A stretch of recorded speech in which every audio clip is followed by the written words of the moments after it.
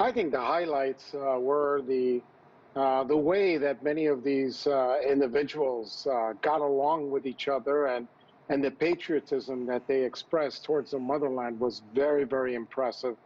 I think it's very true that these bonds start at a very early age and they grow over time. And once you do that, as these people that were being interviewed expressed so eloquently, those bonds will get stronger and stronger from one generation to the next generation. I think anyone hearing those stories has to be very touched to hear of that young child that was excited about listening to the national anthem and then going and playing his video games. For such a young child to show that level of enthusiasm is quite impressive. And I think that if you bring that enthusiasm and you start it at an early age, it certainly will transfer itself from one generation to the next. And that's the best way that you can have the type of continuity that the government is striving for.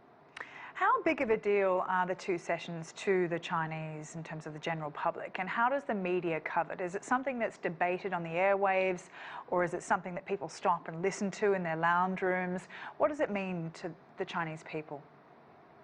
I think it's an important development because here in these two sessions, not only do you give different groups, whether it's a group from Taiwan or Macau or Hong Kong or other social groups, an opportunity to express their feelings, but you also have a more formal group that actually is reviewing all the different types of issues that are important, not only to the central government, but also important to the Chinese population. And this is an opportunity to basically to put in policies and formulate them to be able to address those issues that are front and center and important, not only to the Chinese people, but also to the government. So it really is an opportunity for people to see that the government is watching, the government is listening, and the government is reacting to the needs of the Chinese people. And that's what the two sessions mean to me. It means an opportunity for the government to address the needs of the population in general.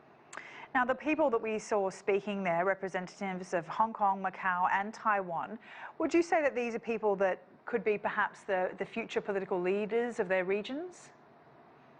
I think that they certainly are getting a head start because they are very eloquent, they're articulate, and they certainly express the loyalty and the patriotism that any country would love to have, whether it be China, whether it be the United States, or whether it be a country in Europe. I think everyone wants to see that the general population shows a certain level of patriotism in order to continue that economy and that form of government into future generations. That's important, no matter what kind of government you have. The Olympics and the Paralympics were a really important galvanizing, feature of China's not just economy, but also just cultural relevance this year. How do you think that China managed to bounce back from what was a very difficult and challenging Olympic Games, especially with COVID, all of the restrictions that were in play, but also some of the political issues that came up? It was an insurmountable challenge that China faced going into these Olympics. For that reason, the expectations were quite low. But certainly, the Chinese vowed to push on and to be able to put on a good show. The performances were very impressive. The enthusiasm of the athletes were second to none. So I would say that in the wake of all the insurmountable obstacles that were there, the Olympics have to be viewed as a success given all the challenges that were present.